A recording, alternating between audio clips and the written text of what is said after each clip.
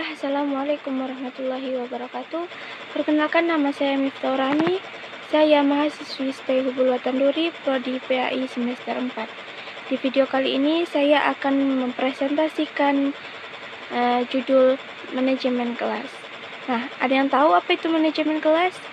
Di sini ada pengertian manajemen kelas, yang mana manajemen kelas adalah merupakan suatu kegiatan-kegiatan yang diupayakan oleh seorang guru supaya terciptanya situasi kelas yang kondusif dalam tercapainya tujuan dalam pembelajaran yang mana nanti akan menghasilkan secara maksimal.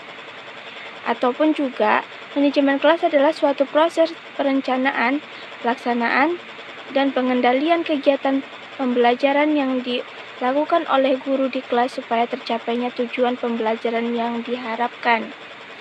Nah, di sini juga ada fungsi manajemen kelas, yang mana fungsi manajemen kelas yaitu menambahkan keyakinan guru atas nilai-nilai pengajaran yang telah diberikan dan prosedur yang digunakan. Fungsi manajemen kelas ini juga dapat membantu guru dalam mengenal kebutuhan-kebutuhan para peserta didik, minat-minat mereka, dan juga dapat mendorong motivasi belajar mereka. Nah, di sini juga ada teknik manajemen kelas, yang mana yang pertama, kita harus dengan penataan ruang kelas supaya anak-anak tersebut tidak jenuh atau merasa bosan. Nah, yang kedua itu ada tetapkan aturan yang tegas. Nah, yang ketiga itu ada antisipasi kondisi kelas. Lalu yang keempat, membuat cara agar siswa tetap fokus dalam belajar.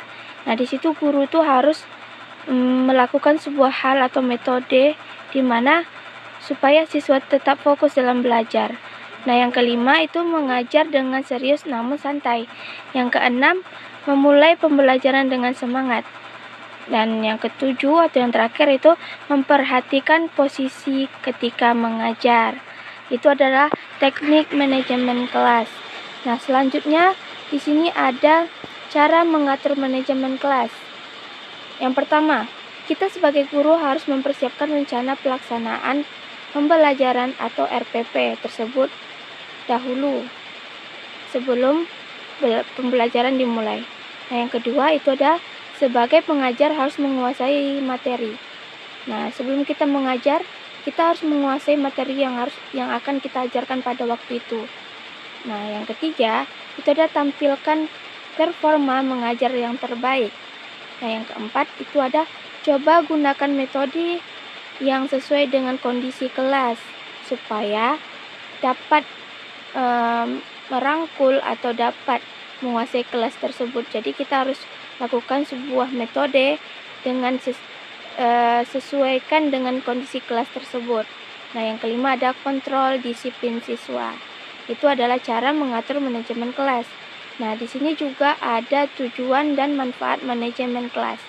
Yang pertama itu adalah tujuannya. Apa sih tujuannya? Supaya apa sih tujuan tersebut diadakannya manajemen kelas? Nah, tujuan manajemen kelas itu menciptakan suasana atau kondisi kelas yang memungkinkan siswa dalam kelas tersebut dapat belajar dengan efektif. Nah, itulah tujuan manajemen kelas. Nah, di sini ada manfaat manajemen kelas.